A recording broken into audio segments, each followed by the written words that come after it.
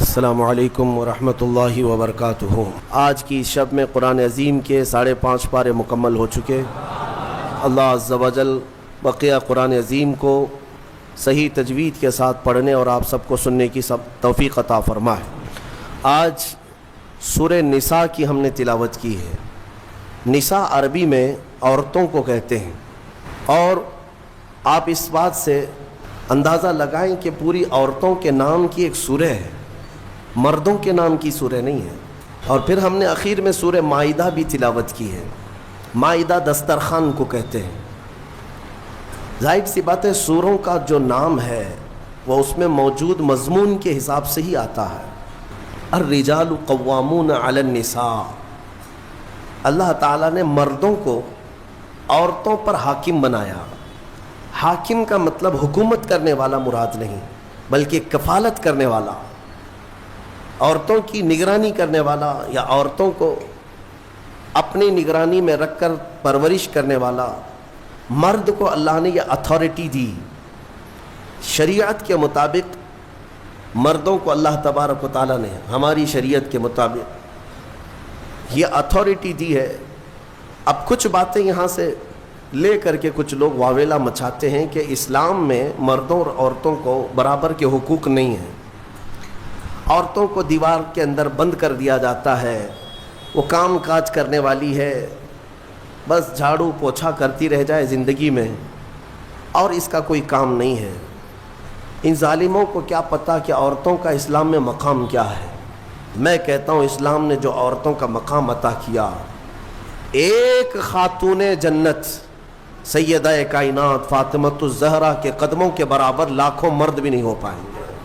ان کا جو مقام ہے، میرے عزیزوں، اسلام نے جو حقوق عورتوں کو عطا کیے، میں چیلنج کے ساتھ کہتا ہوں پوری دنیا میں کسی بھی کمیونٹی نے وہ حقوق نہیں تھی، وہ حقوق نہیں دیے۔ تمہیں پتہ ہے ایک زمانہ تھا جب عورتوں کو 5 زنجیریں باندھ کر کے بازار میں لایا جاتا تھا۔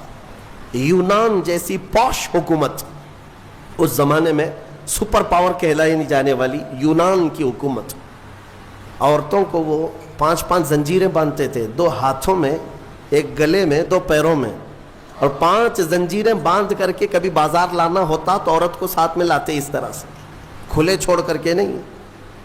اسلام کی عظمتوں پر قربان جاؤ، اسلام نے ان زنجیروں کو کاٹ دیا اور انہی 5 زنجیروں کو عورت کا زیور بنا دیا۔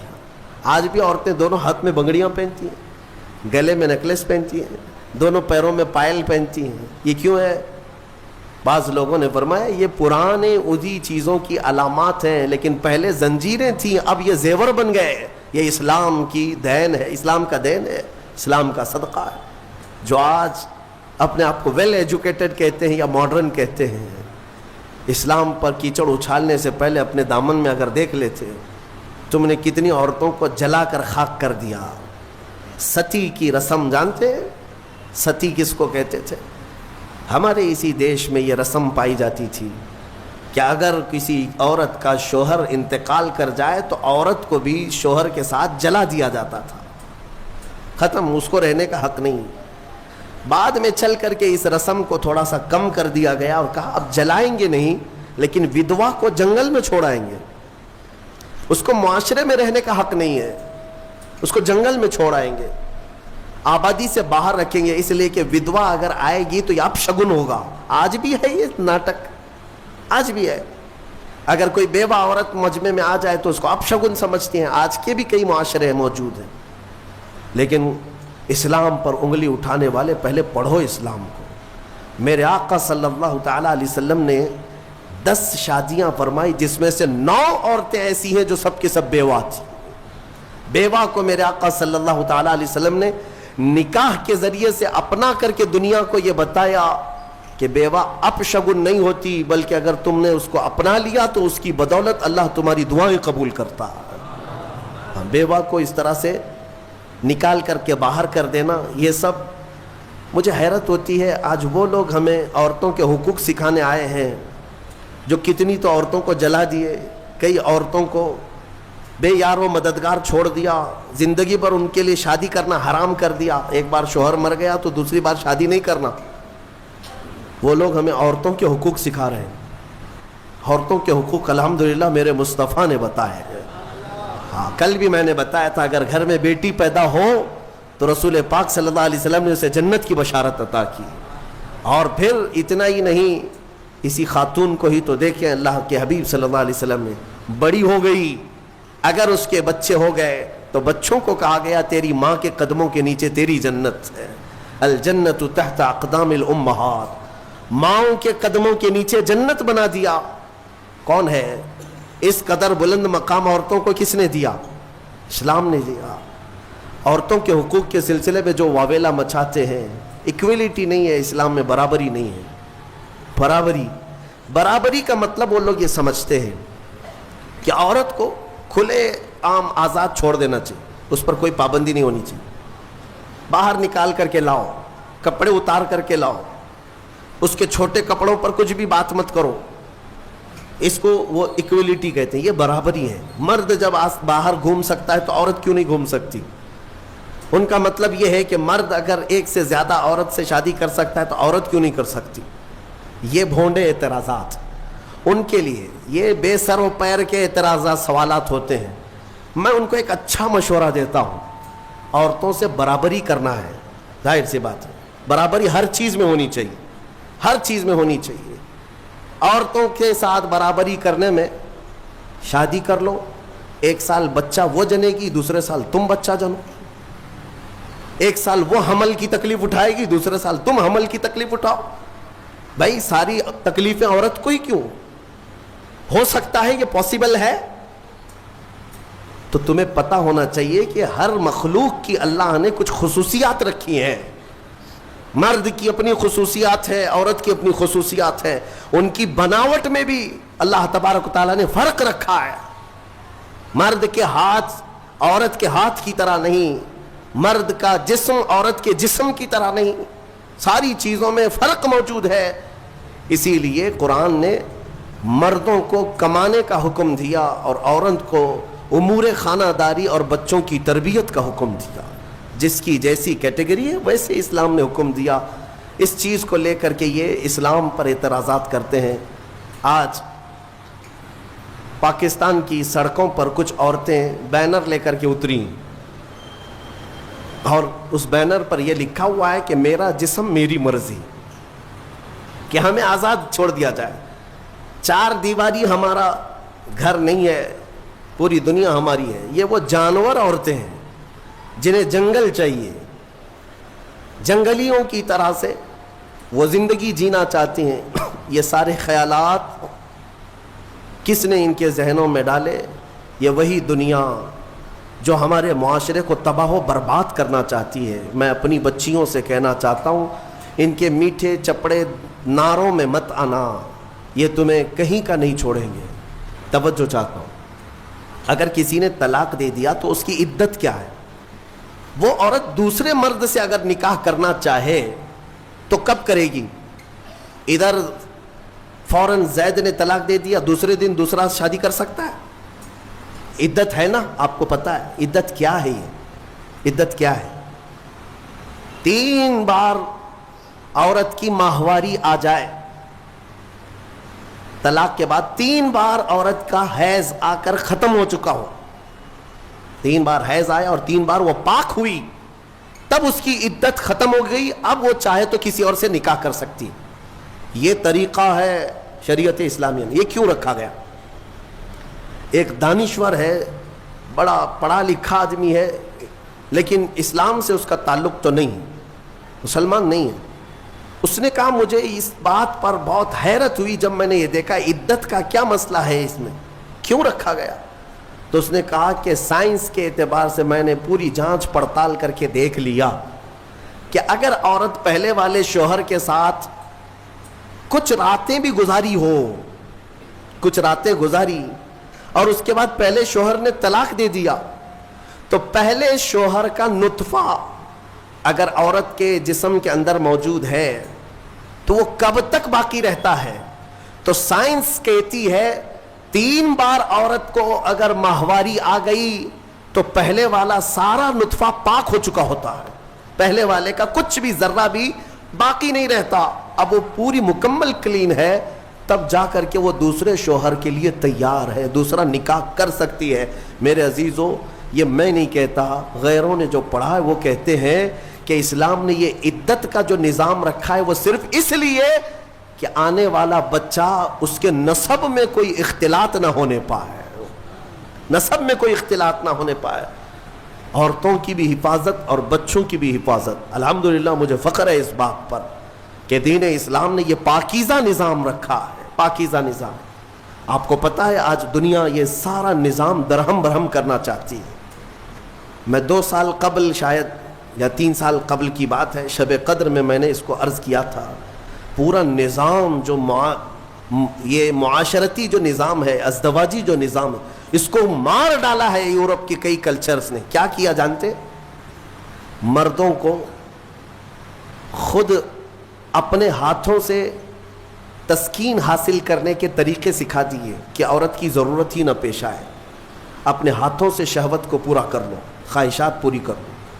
اس کے لیے انہوں نے کھلونے بنائے، آلے بنائے، ساری چیزیں بنائی تاکہ شادی کا نظام ہی نہ رہے۔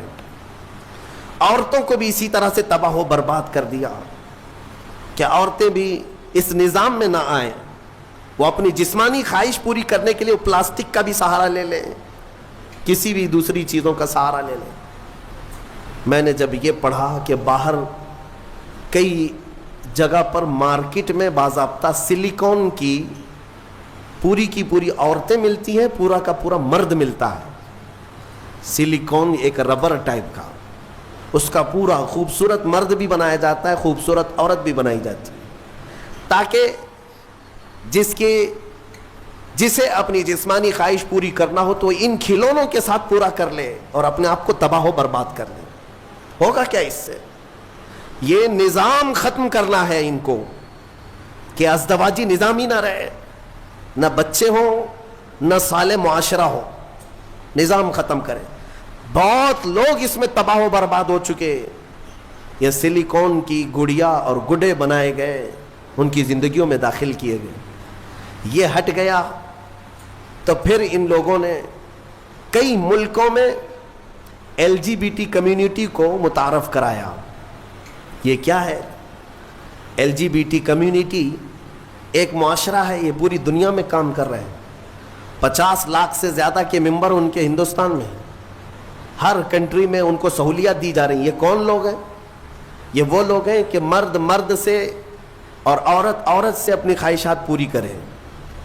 ہومو سیکسولیٹی، گےازم، لیزبین، ٹرانسجینڈر، یہ ایک پوری کمیونٹی بنی ہے کہ شادی کا نظام ہی نہ رہے، مرد مردوں سے اپنی خواہشات پوری کر لے، عورت عورتوں سے اپنی خواہشات پوری کر لے۔ یہ قوم لوط کی بلا، جس کے متعلق قرآن نے کہا اس گناہ میں جو مبتلا ہیں وہ دردناک عذاب میں گرفتار ہوں گے۔ 3 جگہ ان کا ذکر آیا ہے۔ حضرت لوط علیہ السلام کی قوم اس گناہ میں مبتلا تھی۔ اللہ تعالیٰ نے فرمایا ان کی زمین کو اٹھا کر اللہ نے پلٹ دیا، لیکن اس سے پہلے کیا کیا؟ وَأَمْطَرْنَا عَلَيْهِمْ حِجَارَةً مِّن سِجِّيلٍ، نوکیلے پتھروں کی بارش کی گئی تھی ان پر، ان کے جیسی سروں پر وہ پتھر پڑتے تھے تو بھیجا نکل جاتا تھا، قوم لوط۔ اور اس کے بعد زمین کو اٹھا کر فَجَعَلْنَا عَالِيَهَا سَافِلَهَا، اللہ فرماتا ہے بلند کیا گیا اور پھر گرا دیا گیا۔ قوم لوط پر جو عذاب آیا اس کو قوم سدوم بھی کہتے ہیں۔ جارڈن میں کبھی آپ کو جانا ہو تو یہ وہی علاقہ ہے جہاں حضرت لوط علیہ السلام کا قیام تھا۔ میں نے خود سفر کیا، تقریباً 150 سے 200 کلومیٹر تک گاڑی چلتی رہے تو صرف اور صرف کالے کالے پتھر ہی ہیں، عجیب قسم کے پتھر ہیں، دیکھو تو ڈر لگے۔ آج بھی نہ کوئی آبادی ہے، نہ کوئی گھر ہے، نہ کوئی درخت ہے، کچھ نہیں، بہت دور تک صرف کالے کالے پتھر پڑے ہوئے ہیں۔ وہ کس زمانے کے پتھر اور کس پہ برسے ہوئے پتھر یہ تو میں یقین کے ساتھ نہیں کہتا، لیکن علاقہ وہی ہے جو قوم لوط پر عذاب آیا تھا۔ میرے عزیزو، میرے کہنے کا خلاصہ یہ ہے کہ یہ دنیا اس اسلامی خصوصیات کو مار ڈالنا چاہتی ہے، ختم کرنا چاہتی ہے۔ کہ سال معاشرہ نہ رہے. ایک بات یاد رکھنا، بڑے بزرگوں نے لکھا ہے کہ جو حلال طریقے سے بچہ آتا ہے نا، وہ بزرگوں کا ادب بھی جانتا ہے، حلال و حرام کی تمیز بھی جانتا ہے، اس کی زبان بھی پاک ہوتی ہے اور اخلاق بھی اچھے ہوتے ہیں. اور جو حرام طریقے سے دنیا میں آیا ہے تو پھر اس کے اندر اس کے کیریکٹر بہت خراب بھی ہو جاتے ہیں. شیطانی چکر کا وہ ایک پورا کا پورا وہ نظر آتا ہے، پیکر نظر آتا ہے. بہرحال عورتوں کے متعلق مجھے بات یہ عرض کرنی تھی کہ اللہ تبارک و تعالیٰ نے ان کے پورے حقوق یہاں پر شریعت میں ہمیں عطا کیے ہیں. بعض لوگ ایک سوال یہ کرتے ہیں کہ جب وراثت بانٹتے ہیں تو مرد کو 2 حصے، عورت کو 1 حصہ کیوں؟ آپ نے سنا ہوگا نا کہ اس دنیا کو یہی بات شوشہ مل گیا، کہا کہ لڑکی کو آدھا کیوں، لڑکی کو آدھا کیوں، لڑکے کے برابر کیوں نہیں دیا جاتا؟ انہیں پتہ نہیں اسلام نے ان خواتین کو اور بھی کہاں کہاں حصے رکھے ہیں. یہ لڑکی کا باپ کی طرف سے ملنے والا آدھا حصہ ہے، یہ اپنے بھائی کے برابر نہیں، آدھا. لیکن جہاں یہ نکاح کر کے جاتی ہے اس کے شوہر سے بھی اس کو وراثت دی گئی ہے. عورت کو اس کے شوہر کے گھر سے بھی وراثت ہے، باپ کے گھر سے بھی وراثت ہے. یہ دنیا کہتی ہے کہ ہم نے عورتوں کے حقوق مارے ہیں. تم وراثت کے احکام پڑھے کہاں ہو؟ معلوم کہاں ہے؟ عورتوں کو مکمل پورے تحفظات کے ساتھ شریعت نے حقوق عطا کیے. بہرحال اللہ تبارک و تعالی ہمیں سمجھ عطا فرما ہے. یہ سورہ نساء کے متعلق جو باتیں تھیں وہ عرض کیا. ایک بات میں آپ کو بتا دوں، قرآن پاک نے فرمایا وَإِنْ خِفْتُمْ شِقَاقَ بَيْنِهِمَا. اکثر ایسا ہوتا ہے کہ شوہر بیوی میں جھگڑے ہوتے ہیں، اور ان جھگڑوں کا ذکر قرآن میں جب آیا ہے کہ اگر تمہیں خوف لگتا ہے کہ دونوں میں نہیں نبھ پائے گا، دونوں جم نہیں رہی ہے، شوہر کی بیوی کے ساتھ، بیوی کی شوہر کے ساتھ، کئی زندگیاں ایسی ہیں روز لڑائیاں، روز جھگڑے، یا پھر آگے نہیں چلنے جیسی صورت بنتی ہے، تو کیا کرے؟ اللہ فرماتا ہے فَبْعَثُوا حَكَمًا مِّنْ أَهْلِهِ وَحَكَمًا مِّنْ أَهْلِهَا. اللہ تعالیٰ نے فرمایا عورت کی طرف سے ایک سمجھ بوجھ رکھنے والا آدمی آئے اور مرد کی طرف سے بھی ایک سمجھ بوجھ رکھنے والا آدمی آئے. إِن يُرِيدَ إِصْلَاحًا يُوَفِّقِ اللَّهُ بَيْنَهُمَا. اگر دونوں خاندانوں سے ایک ایک آدمی بیٹھ گیا اور ان دونوں کی نیت اصلاح کی ہے تو رب فرماتا ہے اللہ ان کے دلوں میں محبت پیدا کرے. ہاں، یہاں تو لڑکی کی اماں پہلے سے بیٹھی ہوئے نہیں، طلاق ہی چاہیے، میری بیٹی کو واپس بھیجو گھر. اصلاح کی نیت کا ہے. شوہر اور بیوی دونوں کو قرآن نے کہا ہن لباس لکم وانتم لباس لہن.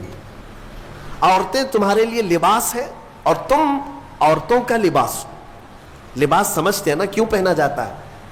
لباس بدن چھپانے کے لیے پہنتے ہیں، ٹھنڈی گرمی سے بچنے کے لیے پہنتے ہیں.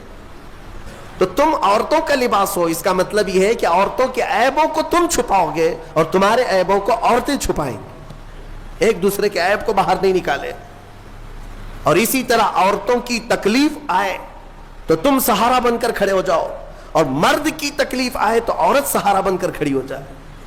ماں خدیجۃ الکبریٰ رضی اللہ تعالی عنہا کی زندگی کو دیکھیں. حضور پاک صلی اللہ تعالی علیہ وسلم سے جو وفا تھی، محبت تھی. اللہ حضور غار ہرا سے جب اترتے، دوپہر کا وقت ہو، غار ہرا 3000 فٹ اونچا پہاڑ ہے. حضرت خدیجہ اپنے گھر سے باہر آنگن میں کھڑی ہوتی تھی. گزرنے والے کہتے خدیجہ، حضور پاک صلی اللہ تعالیٰ علیہ وسلم تیرے شوہر آ رہے ہیں، ابھی وقت لگے گا، جب تک تو چھاؤں میں بیٹھ جا. حضرت خدیجہ کہتی ہے میرا دل گوارا نہیں کرتا، میرے سرتاج دھوپ میں اتر رہے اور میں چھاؤں میں بیٹھی رہوں. جتنی دیر میرے رفیق حیات صلی اللہ علیہ وسلم دھوپ میں اتر رہے ہوں اتنی دیر میں بھی تو دھوپ میں کھڑی رہوں. حصے داری اس کو کہتے ہیں، پارٹنرشپ یہ ہوتی ہے، شریک حیات اس کو کہتے ہیں، لائف پارٹنر یہ ہے. حضرت خدیجہ کا جب انتقال ہوا میرے آقا کو اتنا غم ہوا، اتنا غم. پورے سال کا نام رسول پاک نے عام الحزن رکھا. یہ غم کا سال ہے جس سال ام المومنین کا انتقال ہوا. اور وہ عجیب لمحہ تھا جب سیدہ کائنات فاطمۃ الزہرا سلام اللہ علیہا حضور کی بارگاہ میں تھیں. چھوٹی عمر تھی جب حضرت خدیجہ کا انتقال ہوا. حضرت فاطمہ بہت چھوٹی تھی. حضور پاک صلی اللہ علیہ وسلم نے بلایا, حضرت فاطمہ سے محبت کیا اور کہا, فاطمہ تیری ماں کے انتقال سے پہلے تیری ماں نے کچھ کہا تھا, کوئی خاص بات جو مجھے نہ کہی؟ حضرت فاطمہ کہتی, ہاں ابا جان, اماں نے انتقال سے ایک دن پہلے مجھ سے کہا تھا, فاطمہ اگر میں مر جاؤں, اگر میرا انتقال ہو جائے تو میرے کفن کے ساتھ تو اپنے بابا جان کا جبہ بھی رکھ دینا. اپنے بابا جان کا جبہ میرے کفن کے ساتھ رکھ دینا, میری قبر میں رکھ دینا. حضرت فاطمہ روتے ہوئے کہتی ہیں, یا رسول اللہ, اماں کی ایک خواہش تھی. حضور اکرم صلی اللہ تعالی علیہ وسلم کے آنکھوں میں آنسو آ گئے اور میرے آقا نے فرمایا, فاطمہ قسم رب ذوالجلال کی, تیری ماں نے میرا جبہ ہی پوچھا. قسم رب ذوالجلال کی, اگر خدیجہ یہ کہتی تو میں اپنے جسم کی چمڑی بھی اتار کر دیتا. اگر وہ جلد مانگتی تو میں اپنے جسم کی چمڑی بھی اتار کر کے اس کو دیتا. یہ ہے ازدواجی زندگی کی محبت. شوہر بیوی ایک دوسرے کو تان و تشنیع کرتے رہے, عورت شوہر کے غائبانہ میں خیانت کرتی رہے, تو یہ کون سے لائف پارٹنر ہیں, کون سے شریک حیات ہے؟ اعتماد کے رشتے کا نام ایک نکاح ہے. اعتماد ہو. شوہر اپنی بیوی پر شک کرتے ہوئے کب تک جی سکتا ہے؟ عورت اپنے مرد پر شک کرتے ہوئے کب تک جی سکتی ہے؟ شک کی دیوار ایسی خطرناک ہے جس کا علاج بھی نہیں بلکہ یہ زندگیاں توڑ دیتی ہیں. لیٹر لے کر کے 2 لوگ ہمارے پاس آئے تھے جس پر پورا مضمون تھا کھلا نامہ, کھلا چاہیے. شادی ہو کر 1 سال ہو گیا, کھلا نامہ, اور سب تیار ہے ہمارے سامنے, بس ہمیں گواہ بنا کر سائن لینا ہے. ہم نے جانچ پڑتال کی کہ 1 سال کے اندر ایسا کیا دیکھ لیا کہ کھلا کے لیے آ گئے ایک دوسرے کو. بس کچھ بھی نہیں ہے. عورت جب بھی کچن میں جاتی ہے تو اسے کچھ تکلیف ہوتی ہے, اور ہماری اماں کہتی ہے کہ اس پہ اثرات ہیں, جنات ہیں, اس پہ آسیب ہے, گھر میں کہاں اس کو رکھیں گے. تو میں نے یہی کی بات ہے, مجھے یاد ہے, اس نوجوان سے کہا کہ تمہاری اماں سے پوچھو اگر میں اس کے جنات نکال دوں تو کیا رکھو گے, یہ کھلا ختم کرو گے؟ کہا ٹھیک ہے, کہا میں 40 دن کا ٹائم لیتا ہوں, مجھے وقت دیا جائے, میں نکالتا ہوں. تو پھر مسئلہ صرف اتنا تھا, وہ جنات کیوں آتے تھے, آسیب کیوں آتے تھے. ہم نے علاج بھی کیا, جو دعا کا علاج ہے وہ اپنی جگہ پر, لیکن جب کسی سے محبت کے ساتھ حقیقی مسئلہ پوچھ لیا جائے تو بتا دیتے ہیں. لڑکی کو کام کرنے آتا نہیں تھا, نہیں شادی ہوئی تھی, سیکھا کچھ بھی نہیں تھا. کچن میں جاتی تھی تو ہاں ہو کرتی تھی کہ کسی طرح سے میں روٹی بنانے سے بچ جاؤں, کچھ تو ہو جائے. لیکن اس کی اس حرکت کی وجہ سے سارے گھر میں لگا کہ جنات ہے, اس پہ آسیب ہے. تنبیہ کیا کہ کام سیکھ لے 1 مہینے کے اندر. کب تک اس طرح ہاں ہو سے زندگی چلے گی؟ خلا سے بہتر ہے کہ زندگی محبت کے ساتھ گزرے. ہو سکتا ہے نصیحت کام آ گئی, 1 مہینے کے بعد دونوں واپس آئے اور اس خلا ناموں کو ہمارے سامنے پھاڑ دیا. کہا نہیں, دونوں میں اتفاق ہے, ہم رہ سکتے ہیں. آج تک الحمدللہ وہ جوڑا سلامت ہے. اصلاح کی اگر نیت ہو, قرآن کہتا ہے کہ دونوں میں اللہ محبت خود پیدا کرے گا. ازدواجی زندگی ایک چیلنج ہے مردوں کے لیے بھی. میں کہتا ہوں کبھی کبھار شادی کرنے کے بعد جو ہے مرد رکشہ بن جاتا ہے. ہاں, 3 ٹائر والا رکشہ ہوتا ہے, رکشے میں 3 ہی ٹائر ہوتے ہیں, ایک طرف ماں ہوتی ہے, ایک طرف بیوی ہوتی ہے. رکشے والے کو معلوم ہونا چاہیے زور سے اگر گھمائے گا تو پلٹی ہوتی ہے, اس کو گھمانا نہیں چاہیے بہت تیزی سے.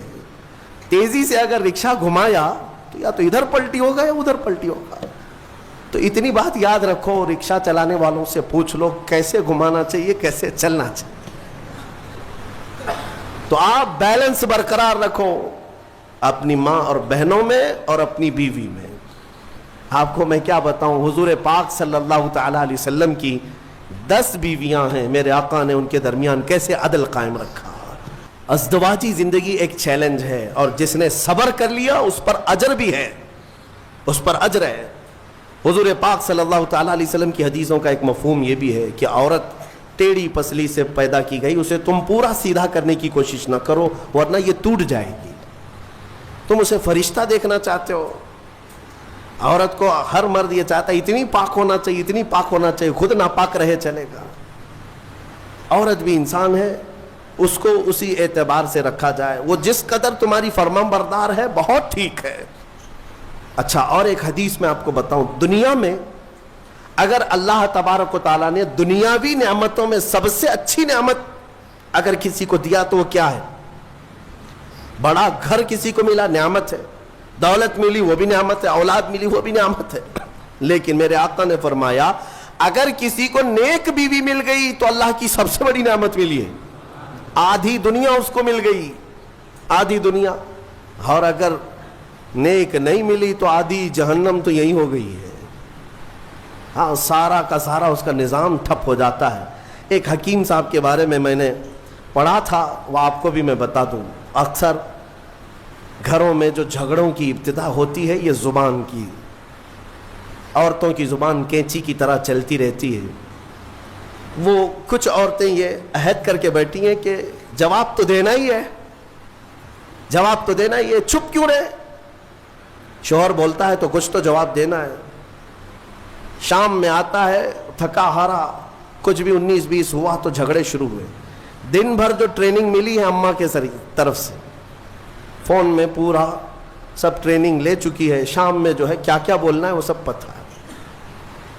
اسی لیے میں اپنی بچیوں سے کہتا ہوں اگر نکاح کے بعد سسرال میں جا چکی تو اسی کو اپنا گھر سمجھ لو۔ تمہارے شوہر کے ماں باپ تمہارے ماں باپ ہیں، تمہارے شوہر کی بہنیں اور بھائی تمہارے بھائی بہنیں ہیں۔ اس کے بعد ایک مٹھاس تو محسوس کرو گے۔ ایک حکیم صاحب کے بارے میں، شوہر بیوی بہت لڑ رہے تھے، جہنم بن گئی زندگی۔ اس نے آ کر کے کہا کہ جتنا پیسہ لگتا ہے لے لیجئے، میرا علاج کر دیجئے اس عورت کا، کام مہنگا ہے علاج، 40 دن کا کورس ہے، میں دوائی بناتا ہوں اور پھر دونوں کو بھی دیتا ہوں، اگر دوسری نہیں لے تو کم سے کم تو لے لے، 40,000 کا خرچہ بھی ہے۔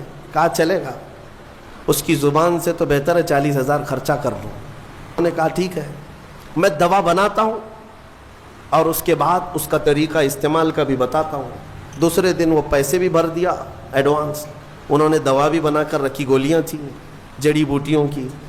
کہا کہ 2 گولیاں روزانہ رات کو لینا ہے، شوہر بیوی کے تعلقات صحیح کرنے کے لیے، جھگڑے صحیح کرنے کے لیے۔ وہ نہیں کہہ رہا ہوں کہ میں معجون لینا ہے، یہ الگ ہے، جھگڑا نہ ہونے کے لیے بھی دوا دے رہے تھے حکیم صاحب۔ تو اس کا طریقہ یہ تھا کہ منہ میں گولی رکھ کر 1 گھنٹہ تک چوسنا ہے اور خاموش رہنا ہے، جیسے گھر میں جائے۔ تو ان کو طریقہ دے دیا، 2 گولیاں یہ جیسی رات کو گھر جاتے ہیں منہ میں رکھ کے بیٹھے رہتے ہیں۔ خاتون آگ بگولا رہتی، اتنا لیٹ، سب کی فکر ہے ہماری ہی نہیں ہے، دوستوں کے ساتھ فلاں کے ساتھ اتنا ٹائم کیے کہاں گئے، کچھ بھی جواب نہیں، گولی منہ میں ہے۔ جواب دیتا تو جواب کا جواب آتا، پھر جواب کا جواب ادھر سے ہوتا، اب مجبور تھا بیچارہ، گولی تھی، اس کو جتنا چلانا تھا چلائی۔ کہا کہ ٹھیک ہے میں بھی دیکھ رہا ہوں مجھے اس طرح سے نگلیکٹ کر رہا ہوں، میں کوئی انسان نہیں ہوں، میرے سے بات بھی نہیں کر رہا ہو۔ 2 گھنٹے کے بعد تو وہ تو ویسی ہی شانت ہو چکی تھی، گولی بھی پگھل چکی تھی، لیکن جب شانت ہو گئے تو رات اچھے سے گزر گئی۔ دوسرے دن پھر رات کو آئے، پھر منہ میں گولی تھی، آج پھر وہ چلانے لگی، لیکن عورت کو شک ہونے لگا کہ اچانک یہ سدھر کیسے گیا۔ دونوں رات کو جھگڑا کرتے ہی تھے، لیکن کل سے دیکھ رہی ہوں جواب بھی نہیں دے رہا، کچھ بھی بول رہی ہوں جواب نہیں دے رہا، تو خاموش رہی۔ تھوڑا ہی آج چلائی، اور اس کے بعد اس کو ڈر لگنے لگا کہ کہیں طبیعت خراب ہو گئی ہو۔ تیسرے دن پھر گولی رکھ کر کے آئے، عورت نے آج چلایا تو اسے سیریس لگنے لگا کہ آج بھی جواب نہیں دے رہا، اس کا مطلب طبیعت خراب ہے۔ قریب آئی اور کہا ارے میرے سرتاج بتاؤ تو صحیح، کیا تکلیف ہے آپ کو؟ 2 دن سے بالکل منہ چپ کر کے بیٹھے ہو گھر میں، رونق ختم ہو گئی گھر کی، کچھ تو بولو۔ کہا نہ، گولی ہے منہ میں۔ کافی دیر تک 1 گھنٹہ 2 گھنٹہ، تو تیسرے دن جو ہے جب بات ہی نہیں کیا، خاموش، تو عورت کی طبیعت بے قرار ہو گئی سیدھے۔ دیکھیں میں آپ کو بتاتا ہوں، یہ جھگڑے ہوتے ہیں لیکن محبت اندر رہتی ہے۔ مصلی بچھا کر کے اللہ کی بارگاہ میں دعا کرنے لگی کہ مولا میرے شوہر کو صحیح کر دے، اگر اس کی طبیعت خراب ہے تو شفا دے دے۔ وہ دعا کرتی رہی، میاں کو ہوا کچھ نہیں تھا، گولی تھی، اور سو گئے۔ چوتھے دن وہ پیر پکڑ کر بیٹھی، بتاؤ تو صحیح، پیر دباؤں کہ سر دباؤں، کیا خدمت کروں، کیا کھانا پسند کرو گے، میٹھا لوگے، فلاں کیا بناؤں تمہارے لیے؟ شوہر کو لگا حکیم صاحب کی دوائی تو بہت کام کی ہے، بہت کام کی ہے، 3 دن کے اندر مزاج بدل دیا، گولی میں کھا رہا ہوں، اثر بھی بیگم کو ہو رہا۔ پھر اس کے بعد حکیم صاحب کے پاس پیسے پورے لے کر کے گئے، کہا کہ 3 دن میں ہی گولیاں بہت اثر دکھائی ہیں، 40 دن کے کورس میں پتہ نہیں اور کیا ہونا ہے، آپ پورے پیسے لے لیں، آپ کا بڑا احسان ہے۔ گھر شانت ہو گیا، میری بیوی میری محبت میں پاگل ہے، جو میری مرضی ہے وہ کرنے کو تیار ہے۔ حکیم صاحب سے پوچھا کہ اتنا لاجواب علاج آپ کے پاس آیا کیسے؟ کون سی جڑی بوٹیاں ہیں، کون سے پہاڑ سے لے آئے ہو؟ حکیم صاحب نے کہا بیوقوف، کچھ نہیں، میدے کے آٹے کی گولیاں ہیں، کچھ بھی نہیں ہے اس کے اندر، میدے کے آٹے کی گولیاں بنا کر۔ بات صرف مجھے اتنی علاج کرنا تھا کہ دونوں میں سے کسی ایک کا منہ چھپ ہو جائے، علاج ویسے ہی ہو جائے گا۔ ان حکیموں نے حکمت کے ذریعے سے جو علاج کیا، یہ لطیفہ نہیں ہے، یہ اکثر زندگیوں کی حقیقت ہے۔ میں تمہیں ہنسانے کے لیے کوئی لطیفہ نہیں بولنا چاہتا، بلکہ زندگیوں میں داخل ہو کر کے دیکھو کہ یہ ابتدا صرف جواب در جواب سے ہوتی ہے اور طلاق تک پہنچتی ہے۔ کتنوں کو جا کر ہم نے کورٹ میں دیکھا ہے، ایک طرف شوہر ایک طرف بیوی ہے، ایسے لوگوں کے سامنے سر جھکائے کھڑے ہیں انصاف کے لیے۔ یہ زندگیاں کیوں اس طرح سے ناکارہ ہو گئیں؟ اس کی وجہ یہی ہے کہ انا آ گئی، غرور ہے، تکبر ہے۔ قرآن کے اس فرمان پر عمل کرو۔ اللہ تعالیٰ نے فرمایا اگر اصلاح کا ارادہ ہے دونوں کا تو اللہ دونوں کے دلوں میں خود محبت پیدا فرمائے گا۔ یوفق اللہ بینہما، اللہ فرماتا اللہ ان دونوں کے دلوں میں محبت خود پیدا کرے گا۔ اللہ کریم جوڑوں کو سلامت رکھے۔ تفسیر جو اصل بات عرض کرنی تھی وہ رہ گئی، اتنی بات عرض کر دوں۔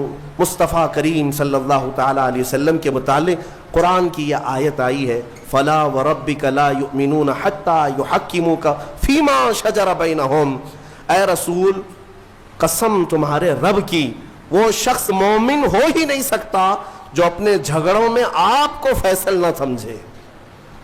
حضور کو اگر کوئی فیصل نہیں مانتا، حضور کو اگر کوئی حکم نہیں مانتا، تو قرآن کہہ رہا ہے وہ شخص مومن ہی نہیں ہے، مومن ہی نہیں ہے۔ کئی لوگوں کو ایسے ہم نے دیکھا ہے، کہتے ہیں ایسی ہم شریعت نہیں مانتے، ہاں ہم یہ حدیث قرآن نہیں مانتے، نعوذ باللہ یہ جملہ کفریہ ہے، کافر ہو گئے، اسلام سے نکل گئے کسی نے اگر ایسا کہا۔ بلکہ یہ کہو چاہے دنیا ادھر کی ادھر ہو جائے، ہم مانیں گے تو میرے رسول کا فیصلہ مانیں گے۔ ہم منافقین کے متعلق یہ کہا گیا ہے کہ وہ رسول کا فیصلہ نہیں مانتے، اپنی طبیعت کا مانتے ہیں۔ اللہ تعالیٰ انہیں ہدایت عطا فرمائے۔ آج ایک یادگار ہمارے لیے سال کا ایک دن ہے کہ 3 رمضان المبارک کو خاتون جنت سیدہ کائنات سیدہ فاطمۃ الزہرا سلام اللہ علیہا کا یوم وصال ہے۔ وہ دختر رسول، نور نظر رسول، مصطفیٰ کریم صلی اللہ تعالیٰ علیہ وسلم کے دربار کی وہ لاڈلی بیٹی، جن کے متعلق بزرگوں نے لکھا ہے کہ اگر کسی کو کبھی کوئی دعا قبول نہ ہوتی نظر آئے تو سیدہ فاطمۃ الزہرا کا وسیلہ لے کر دعا کرے، مولا دعا قبول کرے گا۔ ہاں اس خاتون جنت کا آج یوم ہے، ان کا دن ہے، فاتحہ خوانی کا بھی اہتمام ہے، اور ہم آج کی اس تفسیر کے بعد اس خاتون جنت کی بارگاہ میں خراج عقیدت پیش کرتے ہوئے ان کے وسیلے سے اللہ کی بارگاہ میں دعا بھی کرتے ہیں، مولا اس سیدہ کائنات کہ صدقے و توسل ہم سب کو عزتوں سے اور رحمتوں سے نوازے. اور کتنی اہم بات ہے، کتنی فضیلت کی بات ہے کہ آج ہم نے سورہ نساء تلاوت کی ہے. سورہ نساء عورتوں کے نام سے، اور سیدہ فاطمہ کو سیدۃ نساء العالمین کہا میرے آقا نے، کہ ساری دنیا کی عورتوں کی سردار کا نام فاطمہ ہے. صرف دنیا ہی نہیں، جنتی خواتین کی سردار کا بھی. ایک روایت میں یہ ملتا ہے قیامت کے دن ایک فرشتہ اعلان کرے گا، یا اہل محشر غضوا ابصارکم فإن فاطمة بنت محمد تمر إلى الجنہ. فرشتے کی طرف سے اعلان آئے گا، اے محشر میں کھڑے ہوئے لوگوں اپنی آنکھیں نیچی کر لو، اس لیے کہ محمد الرسول اللہ صلی اللہ علیہ وسلم کی بیٹی سیدہ فاطمہ جنت کی طرف جا رہی ہے. جب وہ جنت کی طرف جا رہی ہوں گی 70,000 عورتوں کے جھرمٹ میں، 70,000 خواتین کے جھرمٹ میں، اس وقت بھی یہ اعلان ہوگا کہ اپنی آنکھیں نیچی کر لو. تو آپ اندازہ کریں ان کا مقام و مرتبہ کیا ہے. قیامت کے دن ان کا مقام اعلان کے ساتھ بتایا جائے گا. مولا کریم کہنے سننے سے زیادہ عمل کی توفیق عطا فرمائے اور ہماری عورتوں کو کنیزان فاطمہ میں شامل فرمائے.